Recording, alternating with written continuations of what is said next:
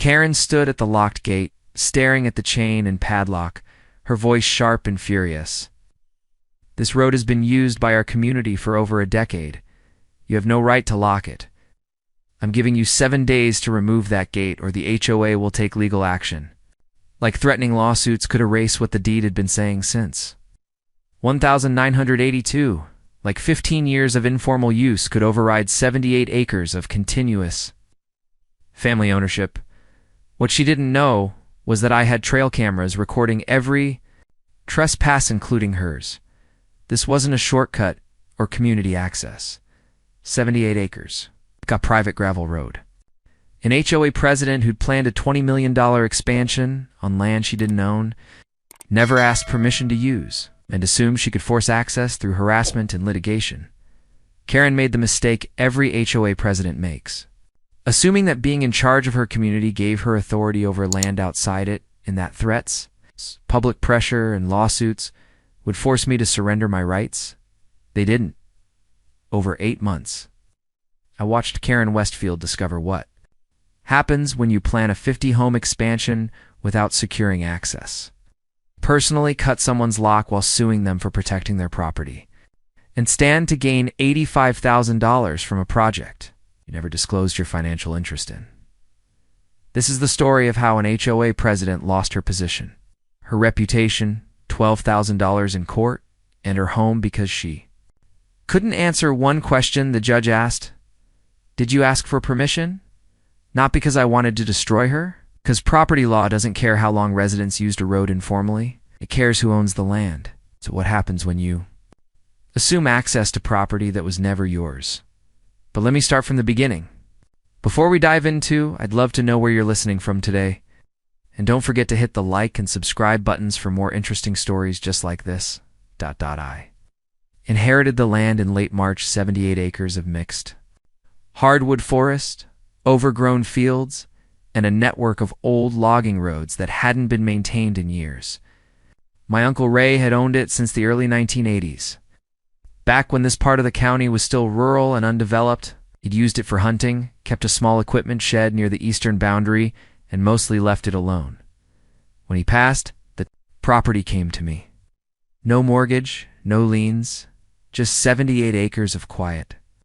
Private land about 40 minutes outside the city. I'd planned to use it the same way Ray had. Weekends, hunting season, maybe build a small cabin someday. It was a retreat, a place to disconnect. But within a week of closing on the estate transfer, I learned that my land wasn't as isolated as I'd thought. Meadowbrook Estates sat directly to the west of my property, a sprawling HOA community of nearly 300 homes, all built within the last 15 years.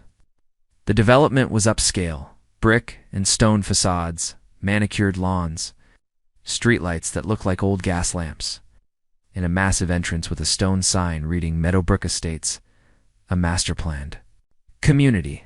The HOA was strict. Every home had to meet design guidelines. Lawns had to be mowed weekly. Mailboxes had to match. Fences required board approval. It was the kind of place where people measured grass height and reported neighbors for leaving. Trash cans out past noon on collection day. My 78 acres bordered Meadowbrook's eastern side, separated by a line of old survey stakes and a few stretches of sagging wire fence that Ray had put up decades ago. What I didn't realize at first was that my land had been part of the original development plan. I found the history in the county records. In 2009, a developer named Crestwood Properties had approached Ray about selling his land so they could expand Meadowbrook Estates into a larger, more profitable subdivision. Ray had refused, repeatedly. He didn't want to sell, didn't want the noise, didn't want suburbia creeping onto his property, so Crestwood developed around him.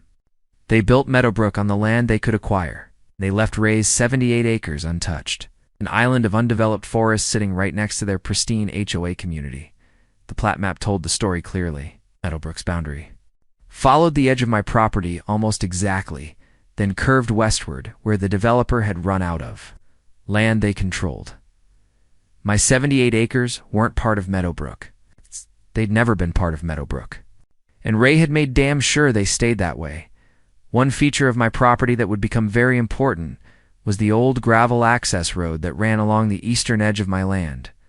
Just inside my boundary line, the road was narrow, rutted, and overgrown in places, but it was functional. It started at the county road to the north, cut south through my property for about half a mile, and looped back toward the western section where Ray's shed sat. For years, Ray had led a few Meadowbrook. Residents used the road informally as a shortcut to reach the county road. It saved them a couple of minutes, compared to driving through Meadowbrook's winding internal streets and out the main gate. Ray didn't mind. He wasn't out there most of the time anyway, and the occasional car didn't bother him. But that informal permission was just that. Informal, casual, revocable. There was no recorded easement, no written agreement, no legal right. I didn't know any of this yet when I drove out to walk the property for the first time. I just knew I owned 78 acres. I wanted to see what I had. I was standing near the gravel road, looking at the survey stakes and checking the boundary when a silver Lexus SUV pulled up behind my truck. A woman got out, late 50s. Blonde hair styled in a sharp bob, wearing a blazer, slacks, and heels that seemed impractical for gravel. She carried a leather portfolio and walked toward me with the confidence of someone used to being in charge. "You must be the new owner," she said, extending a hand. "I'm Karen Westfield, president of the Meadowbrook Estates HOA. Welcome to the neighborhood." I shook her hand. "Thanks, Alex Bennett. I wanted to introduce myself and make sure you're aware of our community standards here," Karen said, pulling a glossy brochure from her portfolio. "Meadowbrook is a master-planned community. We take property values very seriously, and we expect adjacent landowners to maintain their properties in a way that reflects well on the area." I glanced at the brochure. It was full of photos of perfect lawns, clean driveways, and smiling families standing in front of houses that looked like they belonged in a magazine. "This is nice," I said, "but I'm not part of your HOA." Karen laughed a short, dismissive sound. "Well, you're next to us, so you need to respect our rules. It's just common courtesy. We can't have your property looking like a junkyard when our residents are paying premium prices to live here." "I'm not planning to turn it into a junkyard," I said. "But I'm also not planning to follow HOA guidelines for property I own outright." Karen's smile tightened. "We also need to talk about the access road. Several of our residents use it to reach the county road. We'll need to keep it maintained, graded, gravel replenished, free of debris. It's part of being a good neighbor." "The road's on my property," I said. "I didn't agree to maintain it for anyone. Your uncle allowed access," Karen said, her tone sharpening. "It's been that way for years. You can't just change that. I can if it's my land." Karen stared at me for a moment, her expression hardening. Then she forced another smile. "I'm sure we can work this out.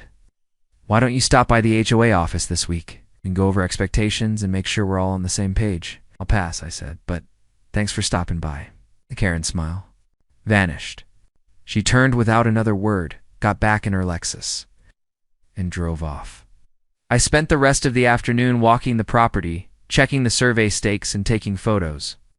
When I got home, I pulled out the deed, the survey, and the title report. Everything was clear. The 78 acres were 100% outside Meadowbrook Estates HOA boundaries. There were no recorded easements, covenants, or agreements granting access to anyone. The gravel road was entirely within my property lines. Ray had never signed anything giving Meadowbrook legal access. Karen's expectations had no legal basis.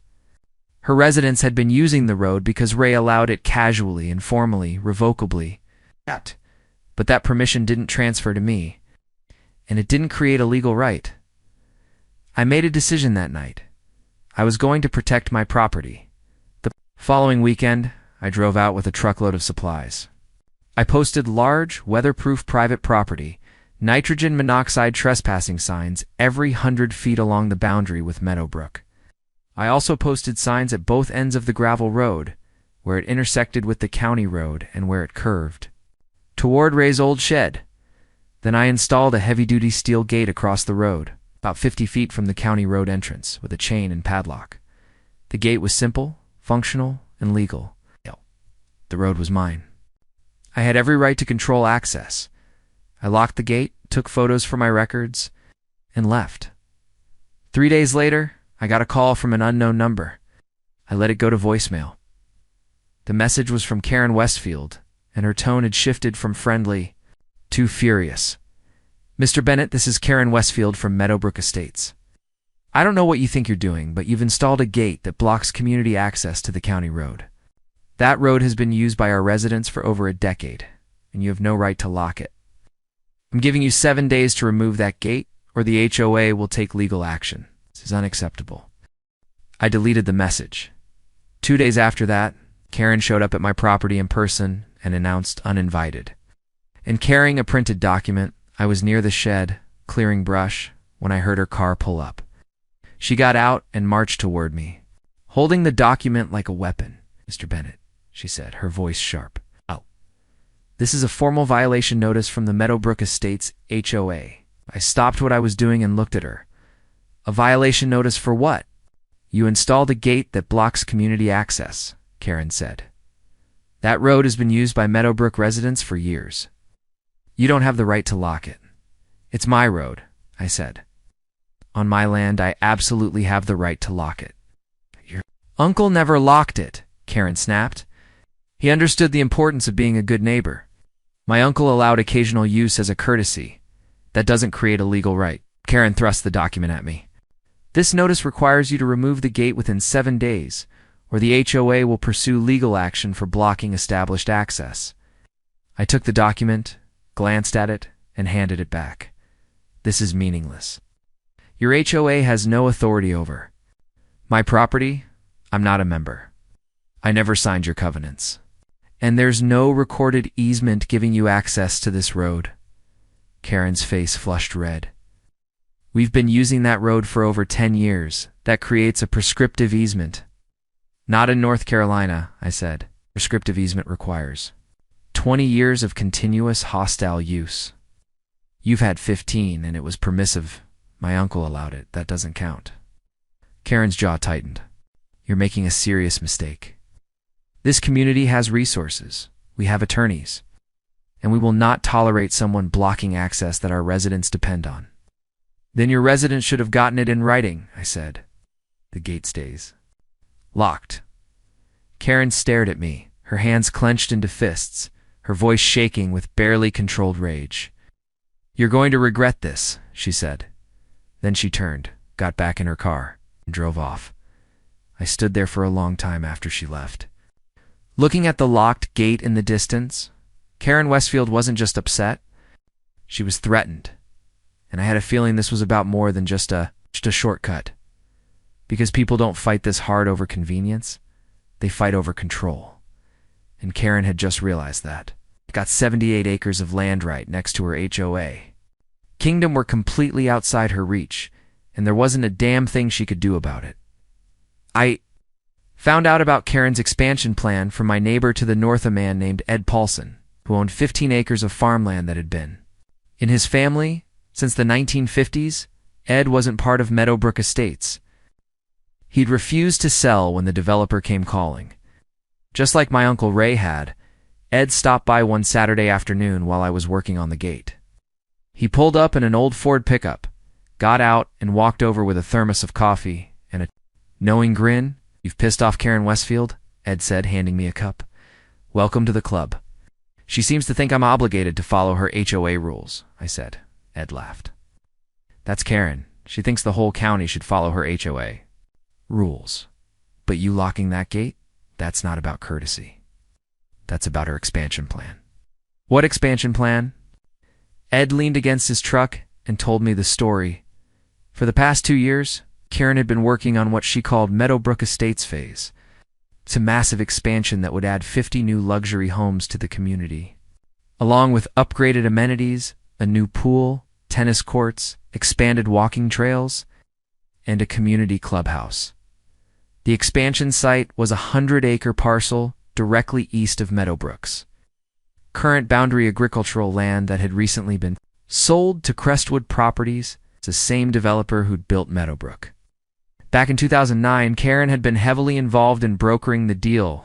She'd worked with Crestwood, pitched the expansion to Meadowbrook residents, and secured preliminary HOA board approval for the project. Phase 2 was her signature initiative, the crowning achievement of her tenure as HOA president. There was just one problem. Access. The Phase 2 expansion site was landlocked on 3 sides. Meadowbrook to the west, protected wetlands to the south, and Ed's farm to the north. The only practical road access to the site ran through my 78 acres, specifically via the old gravel road that connected to the county road. That road you just locked? Ed said. That's the only way Crestwood can get construction, equipment, utilities, and buyers into Phase 2 without spending a fortune. What's the alternative? I asked. Build a new road through the wetlands, Ed said. That's a permitting nightmare. County won't approve it without environmental impact studies, mitigation plans, and a dozen other hoops. Crestwood looked into it. Estimated cost, $2 million minimum, and it could take years. I stared at him. So Karen's entire expansion depends on access through my land.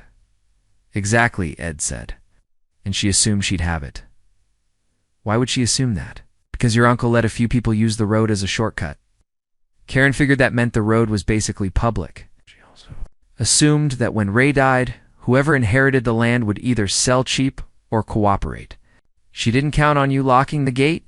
I took a sip of coffee, processing. So this isn't about neighbors using a shortcut. It's about a multi-million-dollar development that can't happen without my road. Bingo, Ed said. And Karen's already told residents that Phase 2 is a done deal. She's sold them on higher property values, better amenities, and a bigger, more prestigious community.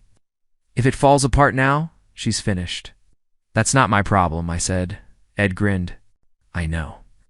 But it's going to be hers. 3 days later, I received a certified letter from Whitmore & Associates, a law firm representing the Meadowbrook Estates, HOA. The letter was 6 pages long and aggressive in tone. Unauthorized obstruction of access, demand for immediate removal. Dear Mr. Bennett, this firm represents the Meadowbrook Estates Homeowners Association. It's come to our attention that you have installed a locked gate across a roadway that has been used by Meadowbrook residents for over a decade. Your obstruction of this roadway is unlawful and interferes with established access rights. We write to demand the immediate removal of the gate and restoration of access. The letter went on to make 3 legal claims. Prescriptive easement. The road had been used openly, continuously, and adversely for over 10 years, creating a prescriptive easement. Under North Carolina law, implied easement by necessity. Meadowbrook Estates and the adjacent Phase 2 expansion site required access to the county road, and my road was the only practical route. Public interest. Blocking access to the road harmed the county's tax base by preventing a major residential development, and I could be compelled to grant access in the public interest. The letter concluded with a threat. If you do not remove the gate and restore access within 10 days, we will file suit seeking an injunction, damages, and attorney's fees. We will also pursue all available remedies under North Carolina property law. I read the letter twice, then called Patricia Gaines. Patricia had represented me in the Bennett Lake cases and the electric fence dispute. She knew property law inside and out, and she didn't tolerate legal bluffs. I scanned the letter and emailed it to her. She called me back within an hour. You're bluffing, Patricia said. None of these claims hold water. Walk me through it, I said. First, prescriptive easement. They're claiming the road's been used for 10 years. But North Carolina requires 20 years of continuous hostile use to establish a prescriptive easement. They're 10 years short. And more importantly, the use wasn't hostile, was permissive. Your uncle allowed it as a courtesy. Permissive use doesn't count toward a prescriptive easement, no matter how long it goes on. What about implied easement by necessity? Doesn't apply. Implied easement by necessity only arises when a single parcel of land is subdivided, and one piece becomes landlocked as a result of the subdivision. Your land was never part of Meadowbrook or the expansion site. They're separate parcels with separate ownership histories. There's no common origin, so there's no implied easement. In public interest? Completely irrelevant. Private property. Rights don't disappear just because someone wants to build something that might generate tax revenue. If that were the law, the government could seize anyone's land anytime a developer had a project. It doesn't work that way, so they have no case none, Patricia said. This is a pressure tactic. They're hoping you'll get scared. Remove the gate and let them use the road while they build their expansion. Then they'll claim continuous use and try to establish the easement retroactively. Don't fall for it. What do we do? We respond. I'll send a demand letter making it crystal clear. The HOA has no rights to your land or your road. Any continued use is trespassing. If they file suit, we'll counterclaim for harassment, trespassing, and abuse of process. Patricia's letter went out the next day. Response to unlawful demand. No easement exists. Dear Mr. Whitmore. This firm represents Alex Bennett, owner of the property adjacent to Meadowbrook Estates. Your letter of April 12th is without merit, and your legal claims are baseless. There is no prescriptive easement. Your clients have used the roadway for 15 years, not 20. Moreover, prior use was permissive, granted informally by the previous owner. Permissive use does not establish a prescriptive easement under North Carolina law. There is no implied easement by necessity. Mr. Bennett's property was never subdivided from Meadowbrook Estates or the adjacent expansion site. The parcels have separate ownership histories. Your client's development plans do not create a legal obligation for Mr. Bennett to provide access. Public interest is irrelevant. Private property rights are not subordinate to speculative development projects. Mr. Bennett's roadway is private. The gate is legal. Your clients are trespassing if they enter without permission. Cease all unauthorized use immediately. Trespassing will result in criminal complaints and civil action. Sincerely, Patricia Gaines. Karen's response wasn't legal. It was personal. 2 days after Patricia's letter was delivered, Ed called me. You need to check the Meadowbrook Facebook group. I didn't have access. But Ed sent me screenshots. Karen had posted an announcement to the private Meadowbrook Estates residents group. Emergency HOA meeting Phase 2, UPDAT. 2 interference from an adjacent landowner. The Phase 2 expansion is at risk. The landowner has blocked access to the roadway that connects our community to the expansion site, costing us millions in potential property value and jeopardizing the future of Meadowbrook. Emergency meeting this Thursday, 7 p.m., Clubhouse. All residents encouraged to attend. We need to discuss our options and make our voices heard. The post had over 100 comments. Most of them angry. Who does this guy think he is? Going to destroy our property values because he's selfish. Can't the county force him to? Open the road? This is ridiculous. I've been using that road for years. A few voices of reason tried to push back. If it's his land, doesn't he have the right to control it?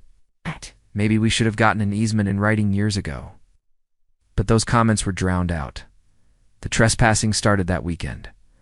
I got motion alerts from the trail cameras I'd installed near the gate. The footage showed Meadowbrook residents walking up to the gate, reading the signs, then climbing over or going around it.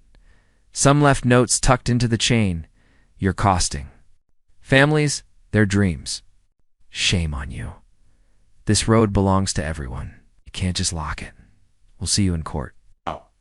One video showed a man in his 40s trying to cut the lock with bolt cutters.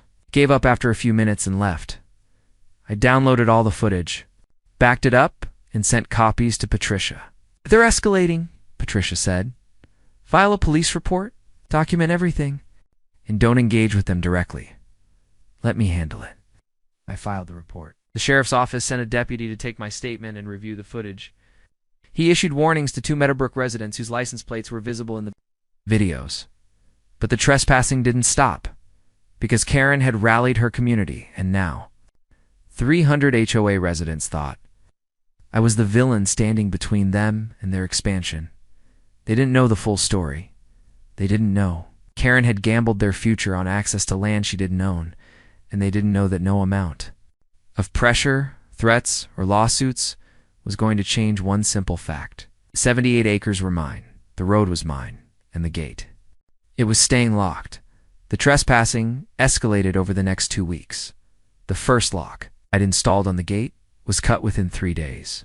I replaced it with a heavier-duty padlock and added a second chain. That lock lasted less than a week. Before someone cut through it with an angle grinder, I found metal shavings scattered in the gravel and the lock lying in the ditch.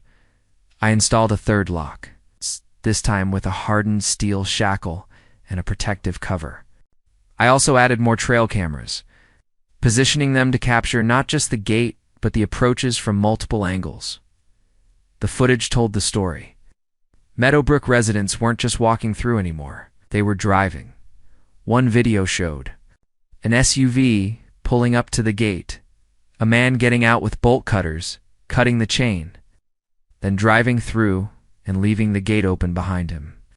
Another showed a pickup truck simply driving around the gate, cutting through the grass and leaving. Deep ruts in the soft ground near the ditch, trash started appearing along the road, fast food bags, coffee cups, beer cans. Someone left a broken lawn chair near the shed. Another person dumped a bag of yard waste, grass clippings, and branches right in the middle of the road. Documented everything. Photos, videos, timestamps, license plates when I could get them. And I filed more police reports. The sheriff's office sent deputies out twice more. They identified and warned for additional Meadowbrook residents for trespassing. One deputy told me privately, "You're within your rights to press charges if you want. This is clearly intentional." I told him I'd consider it, but I wanted to see if the warnings would work first. They didn't, because the trespassing wasn't random. It was organized. Karen was rallying her community, and she wasn't just using the HOA Facebook group anymore. Ed forwarded me a link to a change.org petition that Karen had created. It's demand public access to county roads, stop one landowner from blocking community growth. A local landowner has. It's illegally locked a roadway that has been used by our community for over a decade. This roadway is the only practical access to a major residential development that would bring jobs, housing, and economic growth to our county. By blocking access, this landowner is costing our community millions in lost property value, preventing affordable housing from being built, damaging the local economy. We demand that the county enforce public access to this roadway and stop one individual from holding an entire community hostage. The petition had over 400 signatures within 48 hours, mostly Meadowbrook residents, but also people from surrounding areas who didn't know the full story. The comments were brutal. This is exactly what's wrong with America. One selfish person blocking progress for everyone. He doesn't even use that land. Just let people through. The county needs to step in and take the land through eminent domain. I read through the petition and felt my jaw tighten. Karen was lying, calling the road public, claiming the expansion was affordable housing, framing me as a villain blocking economic growth. None of it was true, but it didn't matter. The narrative was taking hold. Karen's next move was to weaponize county agencies. Over the next week, I received visits from code enforcement, and inspectors showed up unannounced, claiming there had been complaints about unpermitted structures. On my property, he walked the land, examined Ray's old shed, checked for zoning violations, and found nothing. The shed predated current zoning codes and was grandfathered. No violations. Case closed. Environmental health, another inspector visited, citing anonymous complaints about possible illegal dumping or septic issues. He inspected the area around the shed, checked for contamination, and found nothing. No violations. County Planning Office. A planner called to ask if I had plans to subdivide or develop the property. I told him no. He noted it and hung up each time. The inspectors were professional and apologetic. One of them even said, "Look, I don't know who's filing these complaints, but there's nothing wrong here. Someone's wasting our time." I knew exactly who was filing the complaints. Karen was trying to find anything in any violation, any leverage she could use to force me into compliance. She found nothing. Then Karen took the campaign public. She started posting in local Facebook groups, beyond Meadowbrook community pages for the county, town, and neighboring developments. The posts were carefully crafted to make me look like the villain. Post number 1, May 3rd. There's a landowner in our area who owns 78 acres of undeveloped land and has locked the only road that connects to a planned affordable housing development. Families are waiting for homes, and one person is blocking progress because he doesn't want people on his road. This is what happens when property rights are used to hurt communities. The post included an aerial photo of my property clearly, taken from Google Maps with a red circle around the gravel road and an arrow pointing to the locked gate. Comments poured in. 78 acres, and he won't let people use a road? That's greed. Why does he even need that much land? The county should force him to open it. A few people pushed back. If it's his land, doesn't he have the right to control it? Maybe the developer should have secured an easement before planning the project. But those comments were buried. Post number 2, May 6th update. The landowner is now pressing charges against residents who've been using the road for years. He's trying to criminalize families just for taking a shortcut. This is about power and control, not property rights. That post got even more traction. Local news outlets started picking it up. One reporter reached out to me for comment. I declined and referred them to Patricia. Patricia was livid when she saw the posts. This is defamation. She said, she's lying, manipulating public opinion, and inciting harassment. We need to file. Patricia prepared a civil complaint and filed it in county court. Claims: injunction to stop harassment, seeking a court order barring Karen and Meadowbrook residents from trespassing, damaging property, or posting defamatory content. Restraining. Order against Karen personally, barring her from entering my property, contacting me directly. Or organizing further harassment. Damages seeking compensation for destroyed locks, damaged roads, legal fees, and time spent dealing with false complaints. The complaint included all the evidence: videos of trespassing, photos of cut locks, screenshots of Karen's posts, records of the code enforcement complaints, and the petition. Patricia's cover letter was blunt. Defendant Karen Westfield has orchestrated a sustained campaign of harassment, trespassing, and defamation, designed to coerce plaintiff into surrendering his legal rights. This conduct is unlawful, and it must stop. 2 days after we filed, I received a call from Karen's attorney, Marcus Whitmore. Mr. Bennett, I think we got off on the wrong foot, Whitmore said, his tone conciliatory. My client is willing to negotiate. What would it take for you to grant an easement? The HOA is willing to pay fair market value. I'm not interested, I said. We could structure it with conditions, limited use, maintenance agreements, liability protections. You'd retain ownership and the HOA would compensate you for access. The property isn't for sale. The road isn't for rent. And I'm not interested in enabling an expansion that benefits Karen's property values at my expense. The answer is no. Whitmore was silent for a moment. You realize this is going to court? I know, and I'll win. You're making this harder than it needs to be, Whitmore said. No, I said. Karen made this hard when she assumed she could take what wasn't hers. I'm just defending my property. I hung up.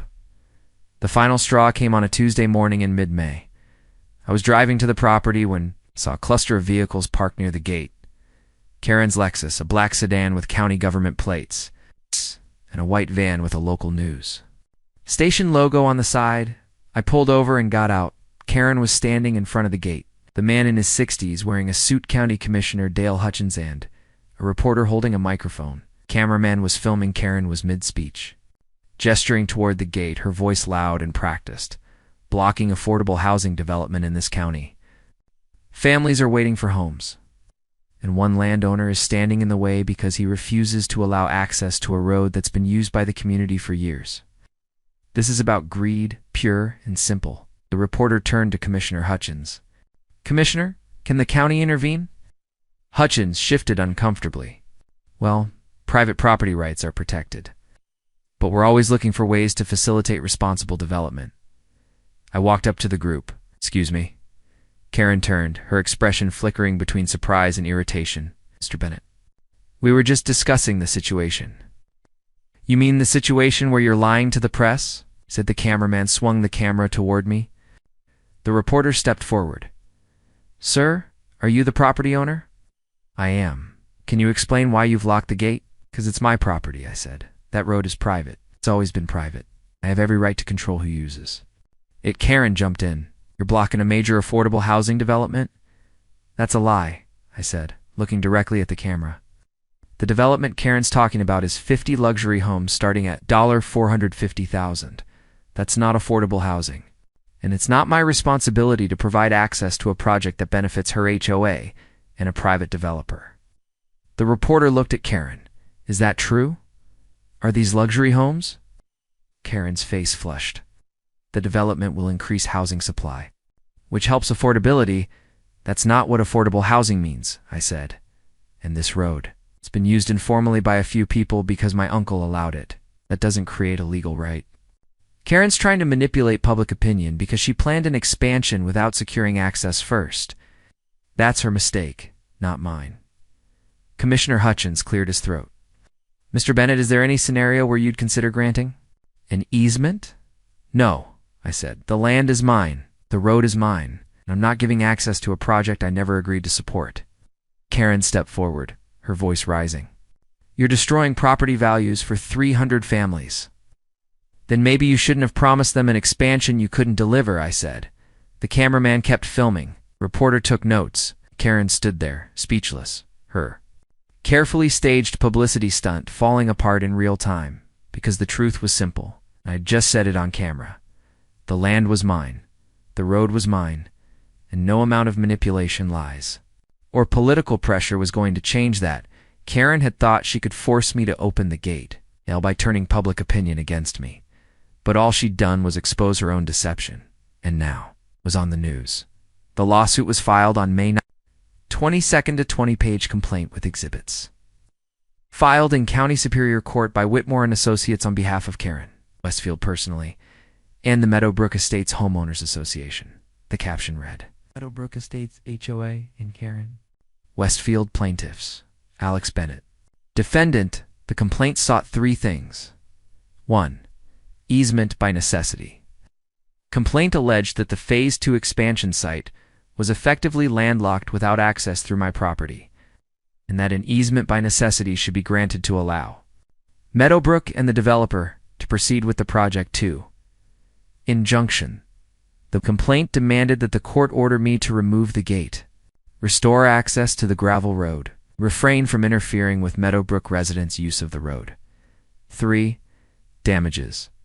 The complaint claimed that my unlawful obstruction had cost the HOA and its members over $500,000 in lost development fees, delayed property value increases, and wasted planning expenses. The final paragraph was dramatic. Defendant has used his property as a weapon to harm an entire community. His refusal to allow reasonable access is arbitrary, retaliatory, and contrary to the public good. The court should grant relief to prevent one individual from holding hundreds of families hostage.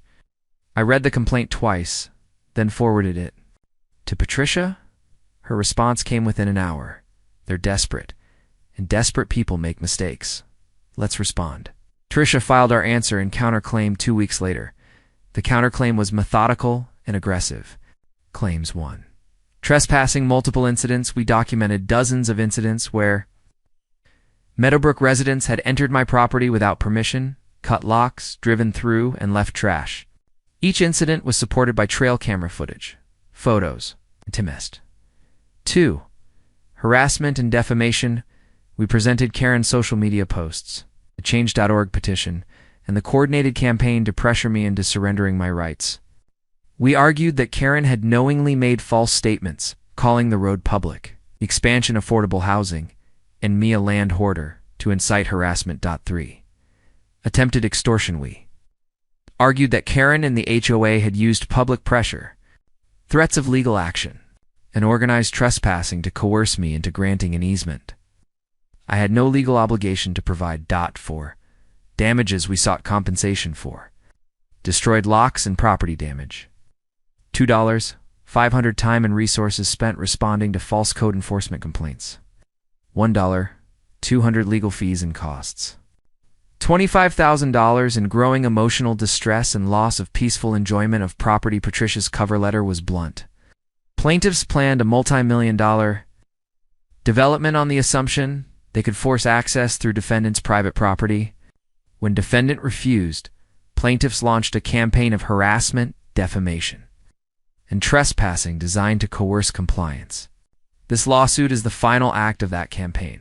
It should be dismissed, and defendant is entitled to relief. The case entered the discovery phase, and that's when things got interesting. Patricia issued subpoenas for all emails and documents related to the Phase 2 expansion internal HOA communications about my property and the access road, Karen's personal communications with Crestwood Properties, the developer, financial records showing Karen's property value, and potential gains from the expansion. The documents we received were damaging. Email number 1, March 15th, 2023. 2 years before I inherited the land from Karen Westfield 2, Brian Holder. Crestwood Properties, Brian. I've reviewed the site plan for Phase 2. Access is going to be an issue. The current owner, Ray Bennett, has been allowing informal use of his access road, but there's nothing in writing. If he sells or passes, we may have a problem. Can we explore options for acquiring his land or securing a formal easement? Reply from Brian Holder. Karen, we looked into it. Ray Bennett has refused to sell every time we've approached him. In his 80s, so it's a waiting game. Once the land transfers to an heir or estate sale, we'll make an offer. In the meantime, keep encouraging residents to use the road. The more established the use, the stronger our case for a prescriptive easement, if it comes to that. Email number 2, April 8th, 2024 weeks, after I inherited from Karen Westfield 2, Meadowbrook HOA Board. Bad news. Ray Bennett passed, and the land went to his nephew, not an estate sale. The nephew, Alex Bennett, has already posted the property and locked the gate. He's not responding to outreach. We need to establish that the road is essential to community use. Encourage residents to keep using it, document the use, and we'll build a case for access rights. Internal HOA, document property value analyses, spreadsheet titled Phase 2 Impact on Property Values. Showed projected increases for homes in Meadowbrook if the expansion proceeded. Karen's address was highlighted, her home located on the eastern edge of Meadowbrook, directly bordering the proposed Phase 2 site, was projected to increase in value by $85,000 if the expansion was completed. Karen had a direct financial interest in the expansion succeeding. Text messages Karen to multiple residents, May 2024, keep using the road. Don't let him intimidate you. The more we use it, the stronger our legal case. If the gate's locked, go around it. He can't stop all of us. Document your use. Take photos. Act. We need to show continuous access for the lawsuit. Karen had instructed residents to trespass deliberately to build a legal case for prescriptive. Use. Patricia scheduled Karen's deposition for July 10th. I attended. Sitting quietly in the conference room while Patricia asked questions. Karen sat across the table with Marcus Whitmore, her attorney, who looked increasingly uncomfortable as the deposition progressed. Patricia started with the basics, moved in for the critical admissions. Patricia. Ms. Westfield. Before Mr. Bennett locked the gate, did you ever ask him for permission to use the road for the Phase 2 expansion? Karen. I tried to talk to him, but he was unreasonable. Patricia. That's not what I asked. Did you ever formally request permission? Karen. No, but Patricia. So you planned a $20 million expansion that depended on access through his property, and you never asked his permission? We assumed he'd cooperate? His uncle always allowed access. Patricia. His uncle allowed occasional use by a few residents? Did Ray Bennett ever give written permission for commercial development access? Karen. No, but it was understood. Patricia. Understood by whom? Karen. By the community. Patricia. But not by the property owner. Karen hesitated.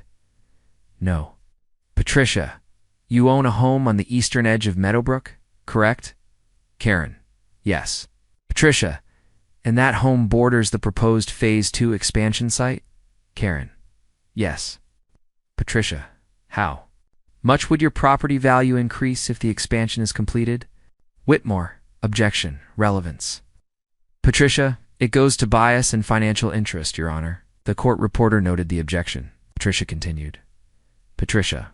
According to HOA documents, your home is projected to increase in value by $85,000. If Phase 2 proceeds, is that correct? Karen. I don't know the exact number, Patricia. You prepared the analysis. It's Exhibit 14. Your address is highlighted. Karen glanced at Whitmore, then back at Patricia. I may have prepared it, but that doesn't mean, Patricia, you have a direct financial interest in the expansion succeeding. Correct, Karen, I suppose, but so does everyone in Meadowbrook, Patricia. Not $85,000 worth, just you. Patricia. In May 2024, you sent text messages to multiple Meadowbrook residents instructing them to keep using the road and go around the gate even after Mr. Bennett locked it. Why, Karen? I was trying to maintain community access, Patricia. You were trying to establish a prescriptive easement through continued trespassing, weren't you, Karen? No, Patricia. You wrote, and I quote, "The more we use it, the stronger." Our legal case? What legal case were you referring to? Ow. Karen didn't answer immediately. Whitmore leaned over and whispered something to her. Karen. I was referring to the possibility that continued use would show the road was essential. Patricia. By essential, you mean you were trying to manufacture evidence of a prescriptive easement by encouraging trespassing? Whitmore. Objection, Patricia. Withdrawn. No further questions.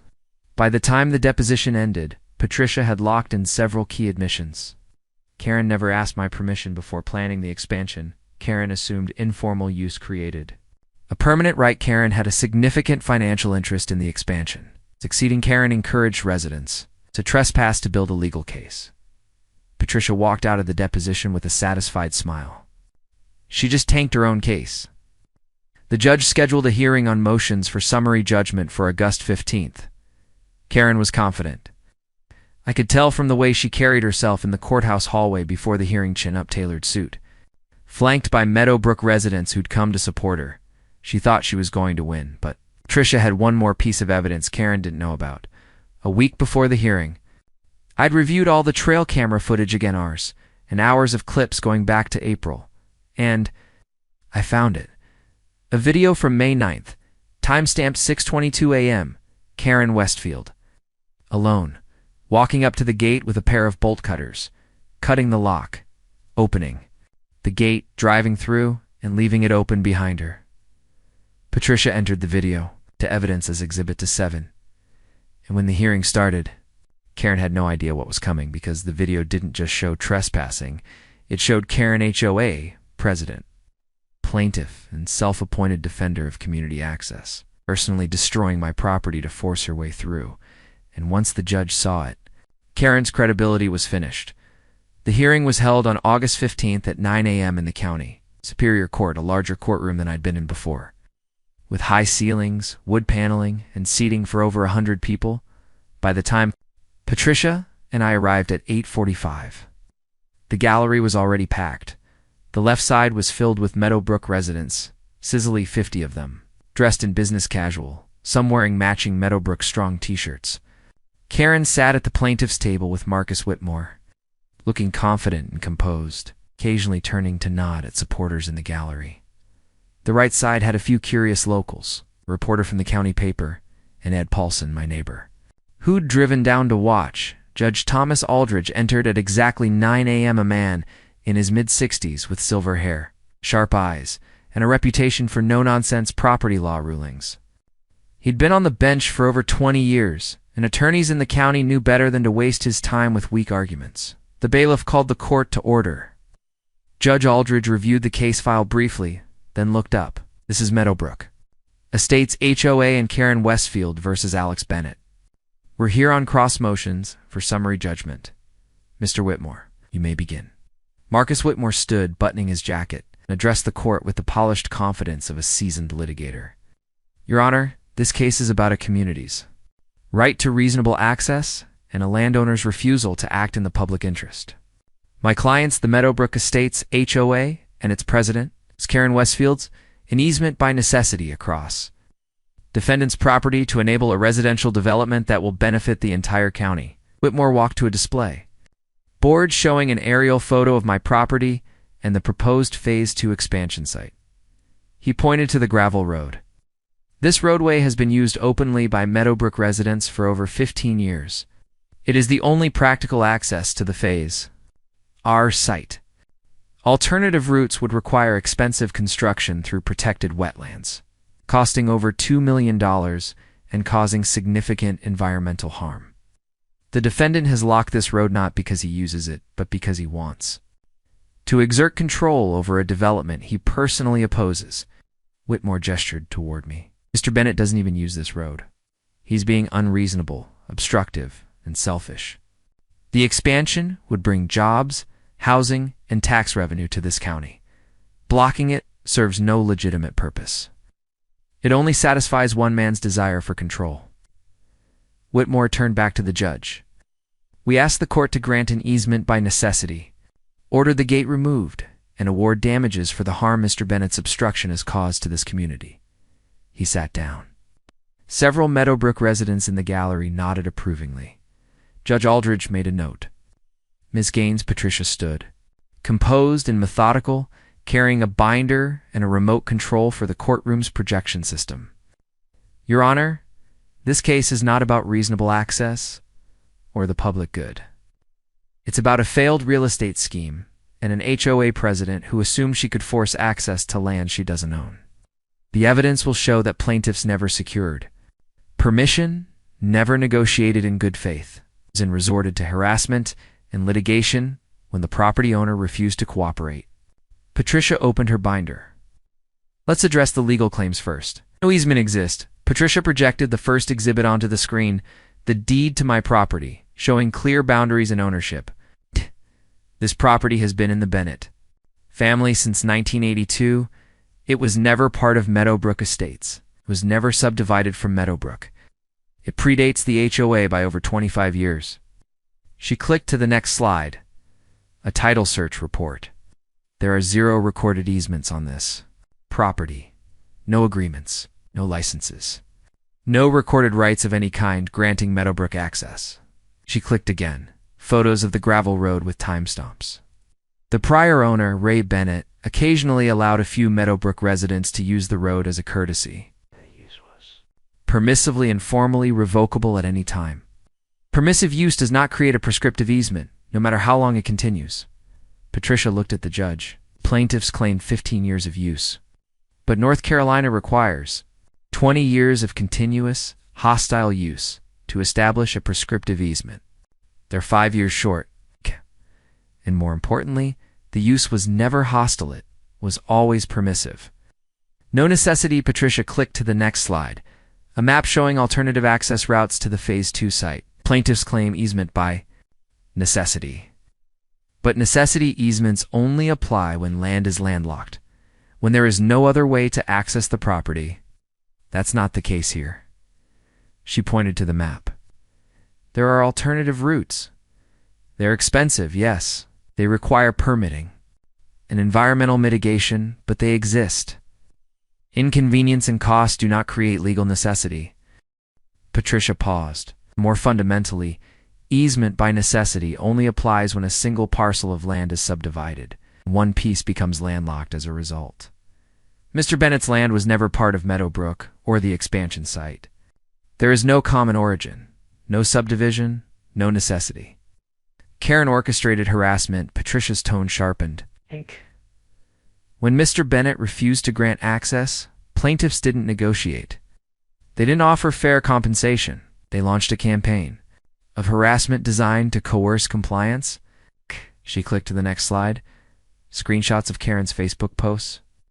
Ms. Westfield posted false statements on social media, calling the road public and the expansion affordable housing.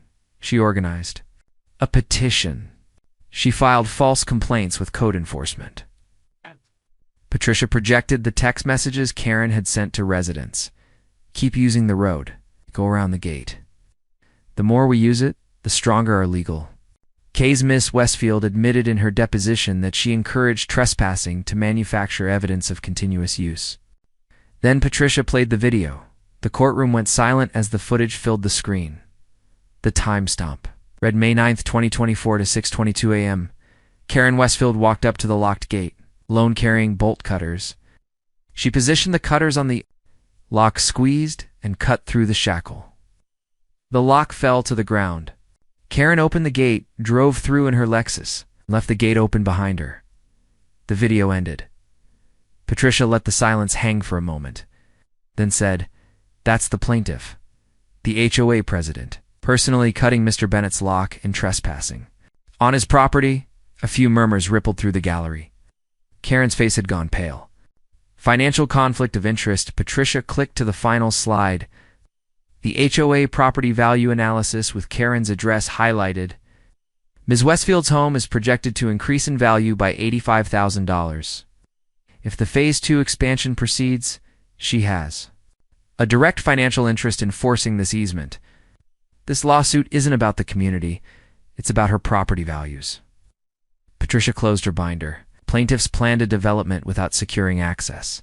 When the property owner refused to cooperate, they resorted to harassment, defamation, and litigation. They have no legal right to an easement. They have no right to Mr. Bennett's land. And this court should dismiss their claims and grant relief. To the defendant, she sat down. Judge Aldridge leaned forward and looked directly at Karen. Ms. Westfield, I have a question for you. Karen stood, glancing nervously at Whitmore. Yes, Your Honor. Did you ever ask Mr. Bennett for permission to use his road for the Phase 2 expansion? Karen hesitated. I tried to negotiate, but he refused. To be reasonable, that's not what I asked, Judge Aldridge said. Did you ask for permission before planning an expansion that required access through his land? We assumed he'd cooperate. You assumed. Judge Aldridge's tone was sharp. You didn't ask. You didn't negotiate. You didn't offer compensation. You just planned a multi-million-dollar development that required access to land you don't own. And when the owner said no, you tried to force it through harassment and litigation. We have a right to develop. You have a right to develop your land, Ms. Westfield. You don't have a right to someone else's. Karen opened her mouth to respond, but Whitmore put a hand on her arm. She sat down. Judge Aldridge spent less than 5 minutes reviewing his notes. Then he delivered his ruling. This case is straightforward. Plaintiffs seek an easement across defendant's private property to enable a residential development. They claim easement by necessity, prescriptive use, and public interest. None of these claims have merit. He looked at Whitmore. There is no easement by necessity. The expansion site is not landlocked. Okay? Alternative access exists. The fact that it's expensive is irrelevant. Oh. There is no prescriptive easement. Plaintiffs have not met the 20-year requirement. And prior use was permissive, not hostile. Public interest does not override private property rights. If the county wants to facilitate this development, it can pursue eminent domain with compensation.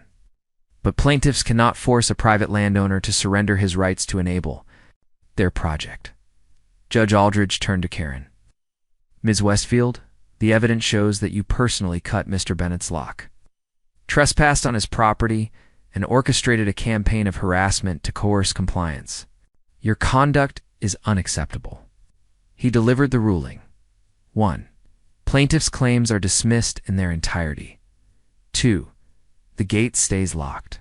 No easement is granted. 3. Karen Westfield is personally liable for $12,000 in damages for trespassing. In harassment 4, Meadowbrook Estates HOA is ordered to pay $18,500 in legal fees and costs. 5. Restraining order granted. Karen Westfield and all Meadowbrook residents are permanently barred from entering defendant's property. Judge Aldridge closed the file. Ms. Westfield, you don't get to plan a development on someone else's property and then sue when they won't cooperate.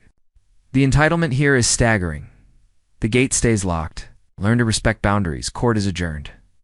The gavel came down. Karen sat frozen at the plaintiff's table, her face pale, her hands clenched. Whitmore gathered his papers quickly. Avoiding eye contact with the Meadowbrook residents in the gallery, Karen stood, grabbed her purse, and walked out of the courtroom without looking at anyone. Several Meadowbrook residents followed her, but their expressions had shifted from confidence to confusion to anger. Ed leaned over to me as we stood. She just lost everything. Patricia smiled. She did. By the time I reached the courthouse steps, Karen was already gone. But the consequences were just beginning, because the ruling didn't just block the easement.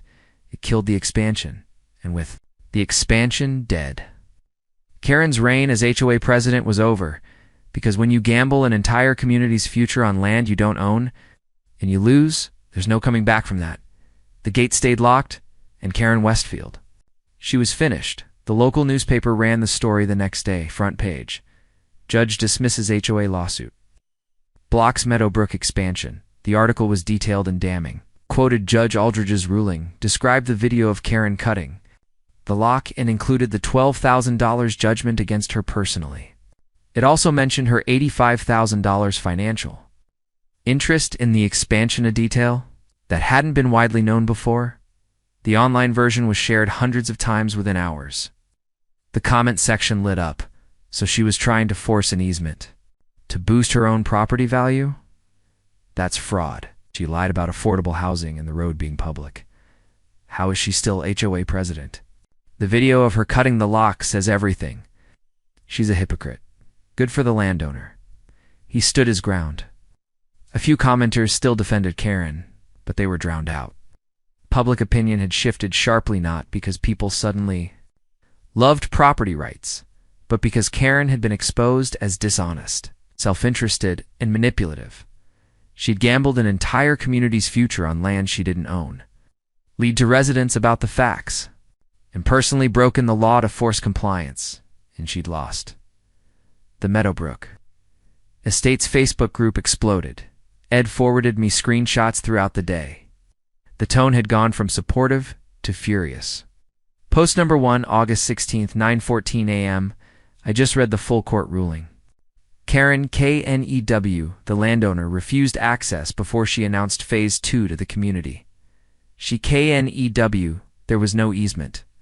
And she told us it was a done deal anyway. We've been lied to, replies poured in. She also stands to gain $85,000 if the expansion happens. She had a personal financial interest and never disclosed it. The video of her cutting the lock is online. She broke the law while suing someone else for protecting their property. I donated to the legal fund, thinking we were fighting for community access. Now I find out it was all to boost Karen's property value? Post number 2, August 16th, 2:47 p.m. Emergency HOA meeting called for Thursday night. Motion to remove Karen as president will be on the agenda. Everyone needs to show up. The emergency meeting was held on Thursday. It's August 18th at 7 p.m. in the Meadowbrook Clubhouse. Ed didn't attend, but he heard from a friend who did. Over 200 residents showed up, the largest turnout in the HOA's history. Karen sat at the board table, flanked by 2 loyal board members, looking defiant. The new acting treasurer opened the meeting by reading the financial damage. $18,500 in legal fees paid to me, $12,000 in personal damages owed by Karen, which she'd tried to get the HOA to cover, and an estimated $50,000 in wasted planning and consulting fees for Phase 2. Total loss, over $80,000. The room erupted in angry murmurs. One homeowner stood and addressed Karen directly. You told us Phase 2 was approved. You told us the access road was secured. You told us Bennett was the problem. But the court ruling says you never secured access. You planned this expansion without permission. You lied to us. Karen tried to respond. I was acting in the community's best interest. You were acting in your interest. Another resident interrupted. Your house would have gained $85,000. You never disclosed that. A third resident stood, holding a printed copy of the court ruling. The judge said you personally cut Bennett's lock and trespassed. You broke the law while suing him for protecting his property. How are you still president? Karen's voice rose. I did what I had to do to fight for this community. You cost us $80,000 and killed the expansion. Okay. Someone shouted from the back. The acting treasurer called for order, then read the motion. Motion to remove Karen Westfield as HOA president, effective immediately. A second followed. The vote was called 187 in favor.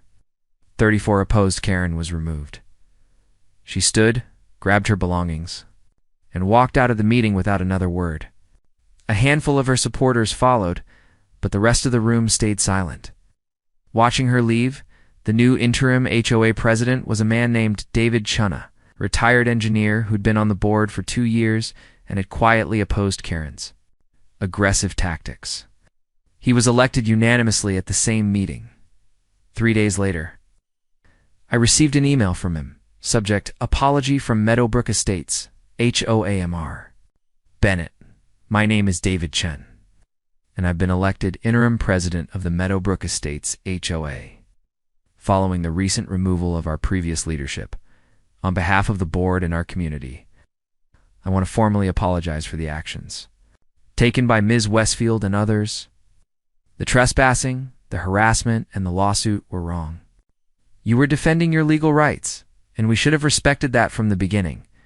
We acknowledge that your property is private, you owe us no access, and that the Phase 2 expansion was planned irresponsibly without securing permission. First, moving forward, the HOA will respect your boundaries.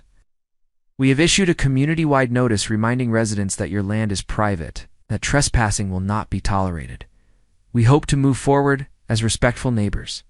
Sincerely, David Chen, Interim President, Meadowbrook Estates HOA. I replied, Mr. Chen, thank you for the apology. I appreciate the acknowledgement and the change in tone. I'm not interested in conflict with your community. I simply want my property rights respected. If Meadowbrook residents stay off my land and respect the boundaries, we won't have any issues. Alex. Bennett, the developer, pulls out on August 25th. Crestwood Properties issued a public statement. After careful review, Crestwood Properties has decided not to proceed with the Meadowbrook Estates Phase 2 expansion. Access and permitting issues, combined with recent community conflict, make the project financially unfeasible at this time. We thank Meadowbrook residents for their interest and support. The expansion was dead, without access through my land. Crestwood couldn't justify the cost of building a new road through the wetlands. The project wasn't viable. They walked away. For Karen, the consequences were immediate and personal. Her home, which she'd purchased specifically because it bordered the future Phase 2 site, lost the premium value it would have gained from the expansion. Instead of increasing by $85,000, her property value stagnated. Some estimates suggested it might even drop slightly due to the negative publicity surrounding the lawsuit. Karen had bet everything on Phase 2, and she'd lost. Karen's last attempts, Karen, didn't go quietly. In early September, she filed an ethics complaint against Patricia with the North Carolina State Bar, alleging unethical conduct and misrepresentation of facts. The complaint was reviewed and dismissed within 2 weeks. The State Bar found no basis for the allegations. Karen also threatened to sue several Meadowbrook residents who'd voted to remove her, claiming defamation and breach of fiduciary duty. She never followed through. She had no case and no money left to pursue it. Respectful requests. Not all Meadowbrook residents had supported Karen's tactics. A few had stayed quiet during the conflict, respecting my property rights, even when it was unpopular. In late September, I received an email from a Meadowbrook resident named Tom Hargrove. Mr. Bennett, my name is Tom Hargrove, and I live in Meadowbrook. With my wife and 2 kids, I want to start by apologizing for the way you were treated. I didn't participate in the trespassing or the harassment, but I also didn't speak up when I should have. That was wrong. I'm writing to ask if you'd consider granting my family occasional access to your land for deer hunting during the season.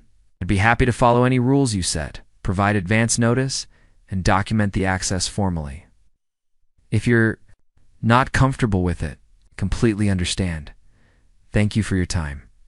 Tom's request was respectful, specific, and acknowledged what had happened. I granted him a limited, revocable hunting license, documented, recorded with the county, and conditional on following the rules. 2 other families made similar requests over the following weeks, one for hiking, one for bird watching. I granted.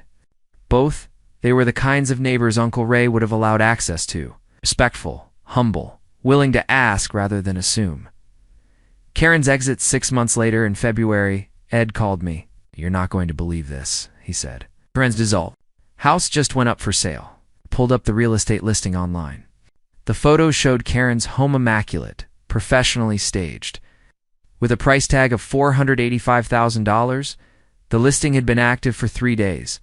Ed sent me a follow-up text a week later. Accepted offer. She's leaving. Karen Westfield was done with. Meadowbrook. The lawsuit had cost her $12,000 in damages.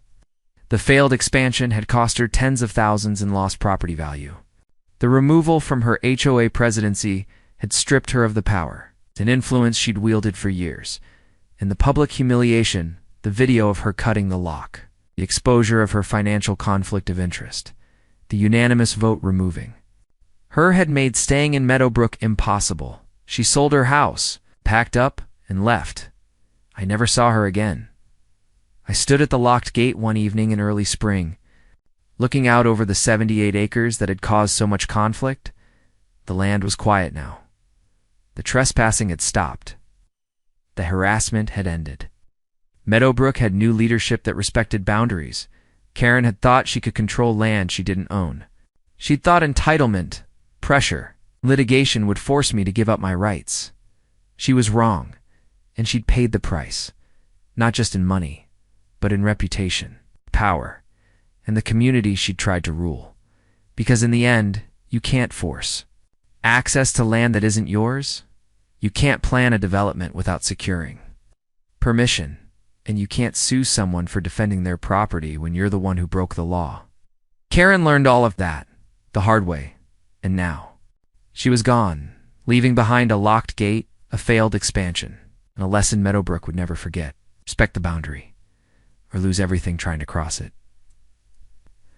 I stood at the gate on a warm afternoon in late April, nearly a year after I'd first locked it. The gravel road stretched out behind me, curving through the trees toward the old shed and the open fields beyond.